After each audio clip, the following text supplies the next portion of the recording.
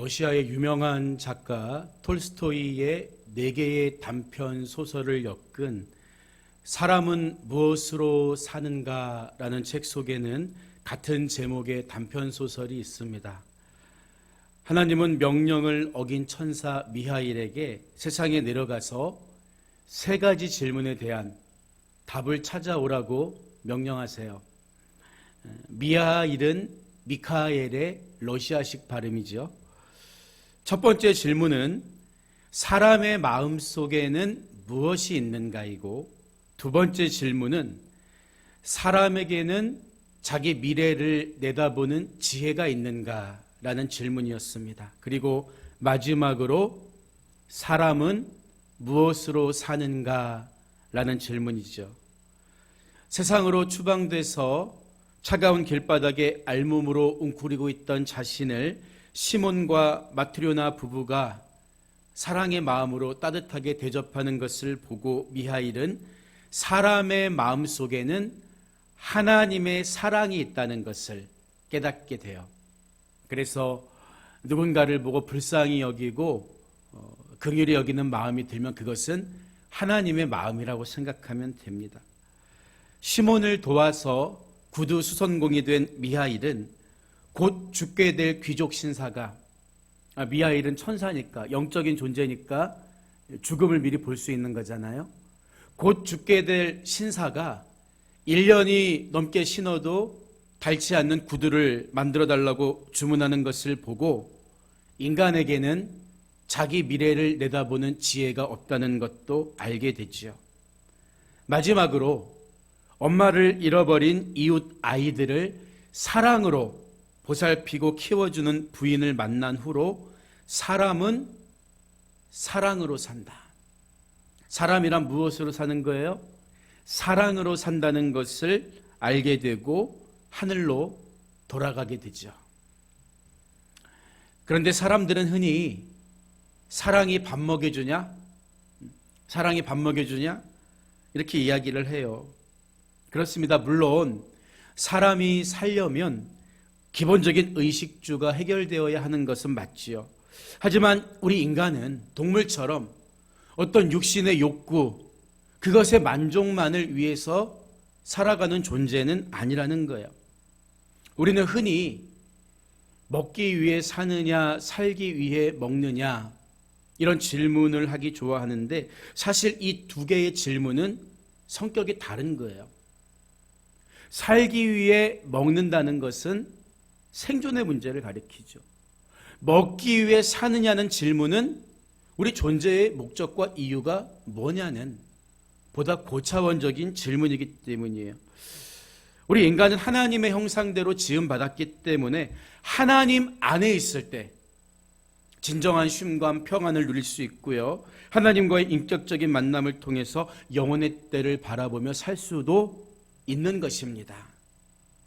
그렇지만 우리 주위에는 하나님을 믿는다고 하면서도 아무런 소망이나 능력 없이 사는 분들이 있지요. 무엇 때문일까요? 왜 그렇게 능력 없이 사는 걸까요? 간단합니다. 거룩하지 못하기 때문이에요. 거룩하지 못하기 때문에 사단이 주는 문제와 두려움 앞에서 당당하게 맞서지 못하고 뒷걸음질 치는 것입니다. 여러분, 그렇다면 거룩이란 또 뭘까요? 우리는 거룩의 문제를 어떤 윤리, 도덕적인 측면에서만 접근하려는 경향이 있습니다. 물론 그것도 어느 정도 일리는 있겠죠. 하지만 성경이 말하는 거룩이란 구별됨을 의미합니다. 참된 거룩은 어떤 상황 속에서도 하나님 편에 서 있는 것, 나는 하나님 편입니다. 곧 하나님을 하나님으로 인정하고 사랑하는 것을 의미한다는 거지요. 여러분, 매일 아침에 눈을 뜰 때마다 하나님 사랑합니다. 오늘도 하나님 사랑합니다. 이렇게 고백해 보세요. 여러분의 하루가 능력의 하루로 달라질 것입니다. 오늘 읽은 본문은 히브리어 쉐마 이스라엘 이렇게 시작해요. 이것은 들으라 이스라엘 이런 뜻이지요. 4절을 보면 이스라엘아 들으라 우리 하나님 여호와는 오직 유일한 여호와이시니 이렇게 말하는데요. 듣는다는 의미가 쉐마라는 거예요. 그런데 이것은 단지 청각적인 들음을 의미하는 것이 아니라 의지적이고 실천적인 순종을 뜻한다고요. 따라서 본문에서 전개되는 내용은 말씀에 대해서 이해하라는 의미이기 이전에 말씀에 대한 순종하라, 들으라 이렇게 요구하고 있다는 사실을 우리가 이해하고 읽을 필요가 있어요. 우리가 하나님 말씀에 순종해야 하는 근거가 어디 있을까요? 당연히 하나님이시니까 우리가 순종해야겠지만 하나님만이 유일한 여호와이시기 때문입니다. 사람들 중에는 유일신 사상에 대해서 개념적으로 오해하거나 혼동하시는 분이 계세요. 유일신이란 말은 여러 신들이 있는데 그 중에 하나님이 제일 대표적이거나 힘센 신이다 이런 의미가 아니라 세상에서 말하는 다른 신들은 다 허구이고 거짓이라는 뜻이에요. 하나님만이 존재하는 참신이라는 말이 유일신 사상입니다. 여기에 대해서 바울이 예수님을 만난 사건이 잘 설명해 주고 있는데요. 바울이 예수님 믿는 사람들을 잡으러 다메섹으로 가다가 하늘로부터 빛이 내려와 그를 비추고 눈이 멀지요. 이 빛은 태양빛이나 별빛처럼 창조된 빛이 아닙니다. 어떤 형광등이나 서치라이트 빛같이 사람이 만든 빛도 아니에요. 창조되지 않은 빛이 바울을 비췄고 그때 바울은 생명의 빛이신 주님을 만나게 된 거죠. 세상 모든 종교는 창시자가 있지만 오직 하나님만이 창조된 적 없는 유일하시고 참된 생명이시라는 거예요. 그래서 그분의 말씀만이 변하지 않는 진리이고 우리가 따를 가치가 있는 것입니다. 그렇기 때문에 우리가 반드시 기억해야 하는 말씀이 이어지는 5절에서 마음을 다하고 뜻을 다하고 힘을 다하여 내 하나님 여호와를 사랑하라. 이 하나님 여호와가 어떤 분이시기에? 유일하신 하나님이시기에 이렇게 요구하고 있는 거죠.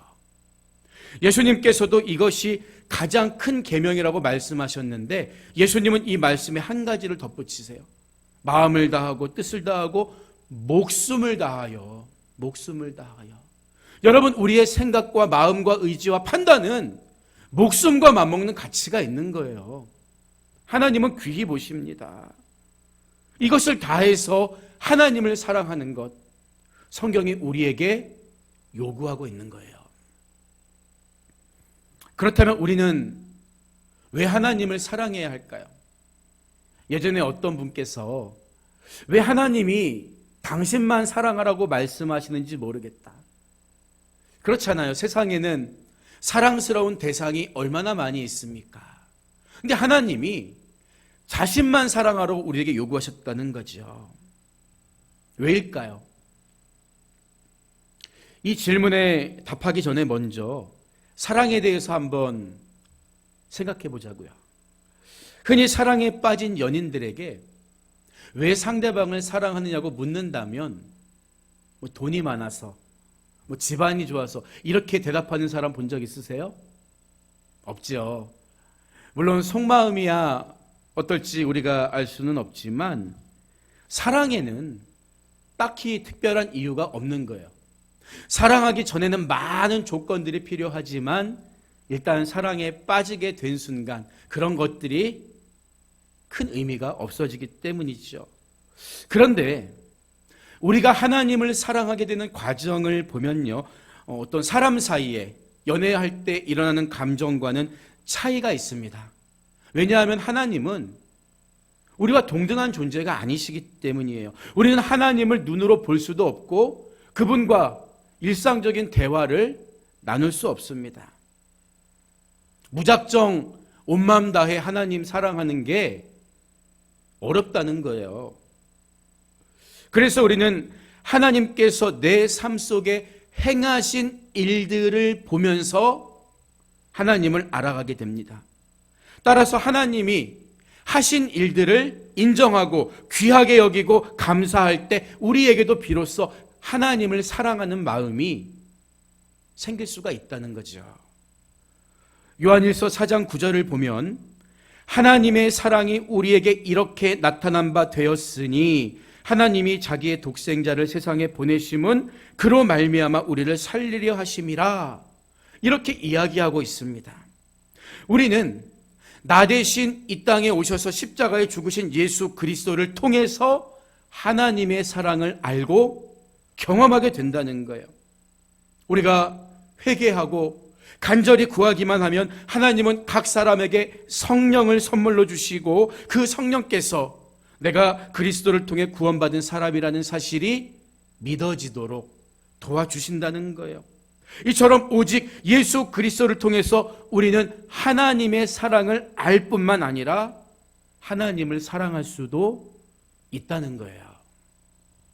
이처럼 사랑이란 인격적인 관계에서 나오는 감정입니다.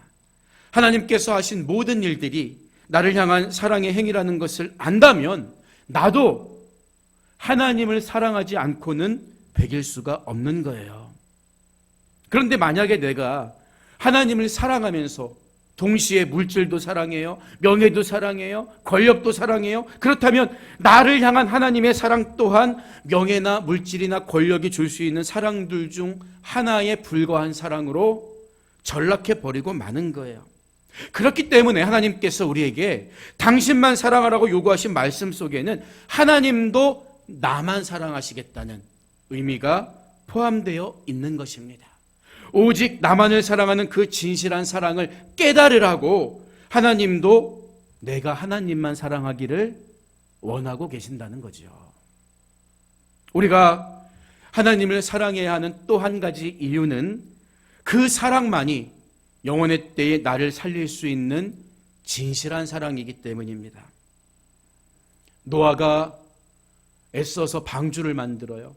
그 옛날 그렇게 큰 방주를 만드는 게 얼마나 힘이 들었겠습니까? 그런데 노아가 그렇게 힘들게 만든 방주에 하나님이 올라타셨나요? 그렇지 않죠. 노아가 만든 방주에 노아 자신이 탄 거예요.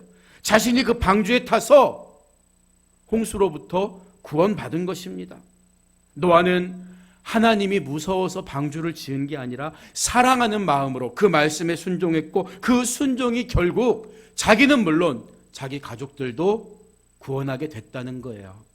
그래서 예수님은 요한복음 14장 23절에서 사람이 나를 사랑하면 내 말을 지키리니 내 아버지께서 그를 사랑하실 것이요 우리가 그에게 가서 거처를 그와 함께 하리라, 이렇게 말씀하셨다고요. 우리가 하나님을 사랑하고 그 말씀에 순종하는 이유는 두려워해서가 아니라 이처럼 인격적인 관계에서 나온 행위라는 거예요.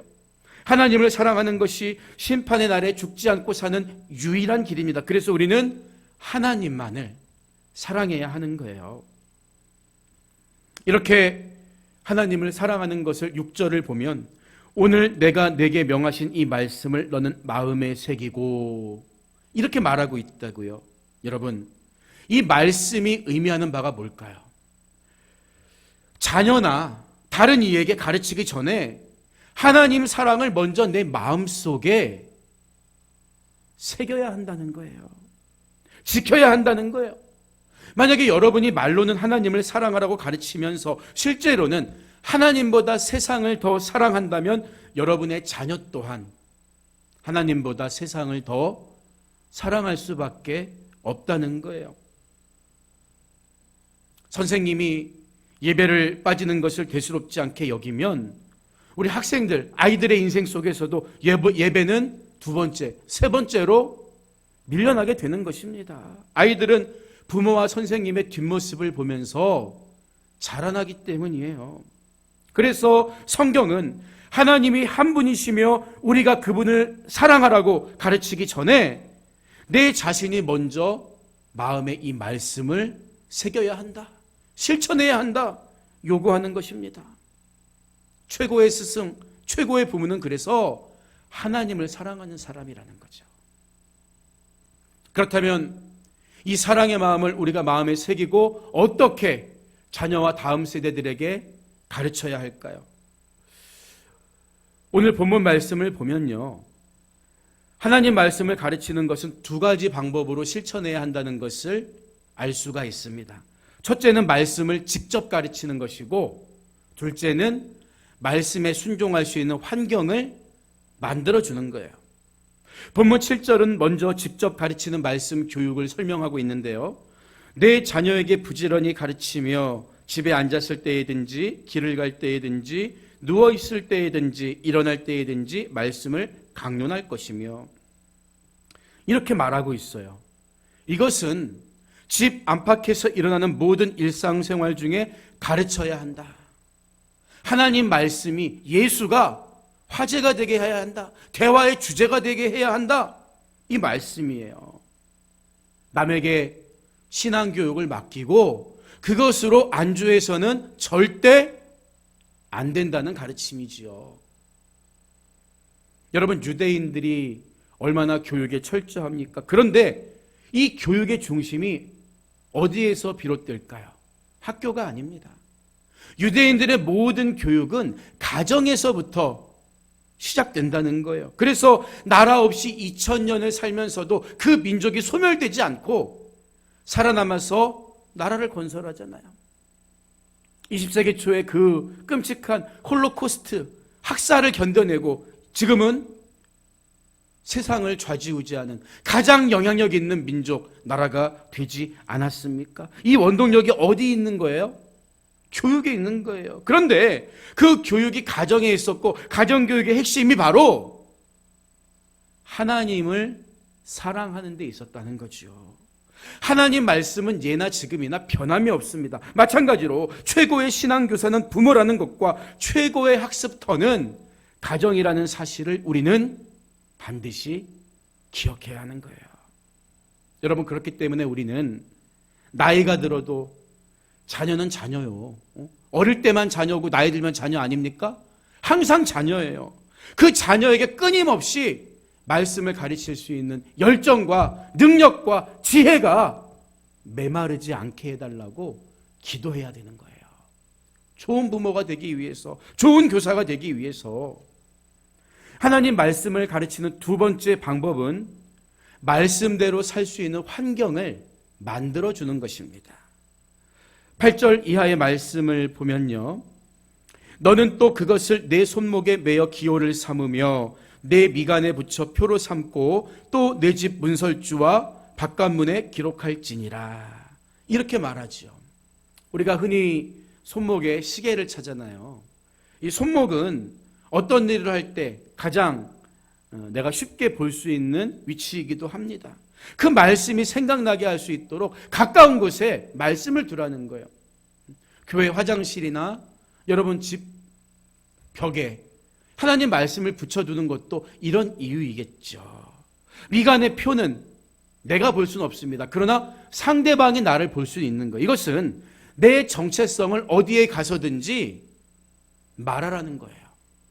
나는 하나님을 믿습니다. 나는 교회에 다닙니다. 장로입니다. 권사입니다. 집사입니다. 요즘엔 이거 말하기 싫어하는 분들도 덜어 있어요. 그렇지 않습니다. 밝혀야 되는 거예요. 내 정체성, 포지션이 어떨 때는 나를 지켜주기도 하는 거예요. 문설주와 바깥문은 남이 우리 가정을 볼 때 이 집이 어떤 집인지 알게 하는 거죠. 우리는 하나님을 믿는 집이다. 이 모든 것이 구별의 의미를 가지고 있어요. 물론 대문에 교패를 붙이는 정도만 제외하면 오늘날 손목에 또는 이마에 말씀을 새기고 다니는 것을 하진 않지요. 여러분, 하지만 이게 우리에게 요구하는 게 뭐겠어요? 항상 부모가 성경 읽는 모습을 보여줄 수는 있잖아요. 그럼 자녀들도 그 모습을 기억하고 언젠가는 성경책을 펴고 읽게 된다는 거예요. 문제를 만났을 때 다른 것들 찾기 전에 먼저 무릎 꿇고 골방에서 기도하는 모습, 기도하는 환경 만들어줄 수 있잖아요. 자녀들이 보고 따라하게 되는 것입니다. 이것이 부모로서 자녀에게 믿음의 유산을, 환경을 물려주는 길이죠. 여러분, 이처럼 성경은 말씀대로 가르치고 말씀을 지킬 수 있는 환경을 만들어주라고 요구하고 있다고요. 분명하게. 그럼에도 불구하고 요즘 우리가 사는 세상은 눈치 없는 자식을 키우는 열풍이 불고 있는 것처럼 보여요.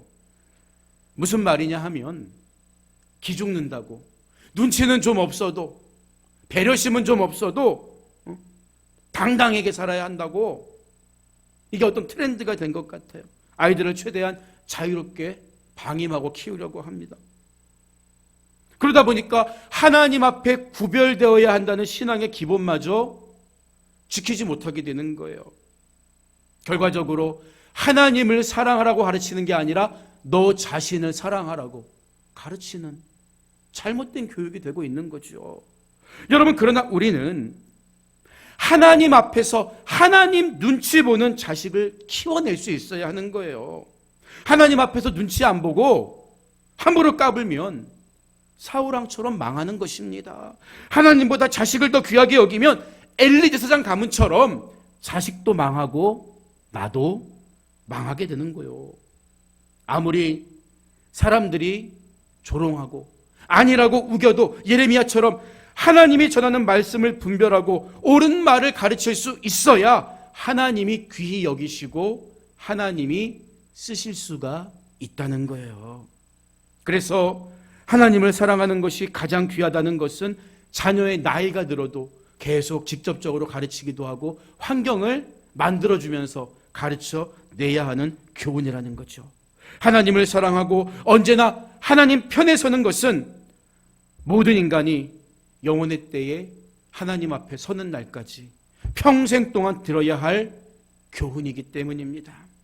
나도 살고 자녀도 사는 최선의 길은 범사에 하나님을 사랑하는 길이라는 사실을 여러분 반드시 기억하시기 바랍니다. 오늘 말씀을 마무리합니다. 미국에는 우리가 잘 아는 아카데미 상이 있는데 이와 반대로 최악의 영화와 배우에게 주어지는 골든 라즈베리 상이라는 게 있답니다.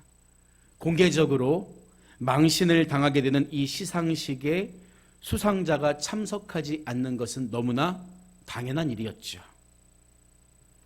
2005년 2월 26일 밤 아카데미 시상식 전야제가 열리던 시간 헐리우드 중심가에 있는 300석 규모의 소극장에서 골든 라즈베리 시상식도 막을 올립니다. 그런데 모두의 예상을 깨고 그해 최악의 여주인공으로 선정된 할리 베리라는 배우가 무대에 오르지요. 깜짝 놀란 사회자가 들뜬 목소리로 그녀를 소개하자 할리 베리는 수상소감에서 이런 말을 남깁니다. 여러분도 아시다시피 저는 할리우드에서 꽤 이름이 알려진 배우고 아카데미 여우주연상을 받기도 했죠. 처음엔 당연히 이 상을 포기해야겠다고 생각했어요. 하지만 저의 어머니는 늘 말씀하셨습니다. 인생이란 술술 풀리지만은 않으며 훌륭한 패자가 될 수 없으면 절대 훌륭한 승리자도 될 수 없다고요. 그래서 직접 상을 받으러 왔습니다. 이 자리에 계신 모든 분과 골든 라즈베리 협회에 감사드려요. 제 인생에서 절대 빼놓을 수 없는 가장 중요한 재산을 주셨어요. 평생 잊지 않겠습니다. 이 말을 마치고 할리베리가 무대를 내려간 후에도 박수 소리는 한참 동안이나 계속되었다고 합니다. 여러분, 살다 보면 우리 자식들뿐만 아니라 우리 자신까지도 실패하고 때로는 넘어질 수 있습니다. 우리는 절대 넘어지지 않는 법을 가르칠 게 아니라 넘어져도 일어설 수 있는 법을 가르쳐야 하지 않겠습니까? 그래서 기독교 변증가 C.S. 루이스는 그리스도인이란 절대 잘못을 저지르지 않는 사람이라는 뜻이 아니라 넘어질 때마다 회개하고 다시 일어나 몇 번이고 새롭게 시작할 수 있는 사람이다. 이런 말을 하기도 한 거예요. 우리가 어떤 순간에도 절망하거나 낙심하지 말고 하나님을 사랑하는 마음으로 새롭게 시작하는 것은 우리 모두가 평생 들어야 할 중요한 교훈입니다. 하나님은 여전히, 그럼에도 불구하고 여전히 나를 사랑하시기 때문이에요. 우리는 이미 그 사랑을 경험했기에 우리 자녀와 다음 세대들에게도 하나님을 사랑하는 본을 보여줄 수가 있습니다. 오늘 우리에게 주신 이 말씀을 여러분 마음에 새기고 하나님을 사랑하는 삶이 무엇보다 귀하고 소중하다는 것을 부지런히 가르칠 수 있는 참된 신앙의 아버지와 어머니가 되어주시기를 주님의 이름으로 간절히 부탁드립니다.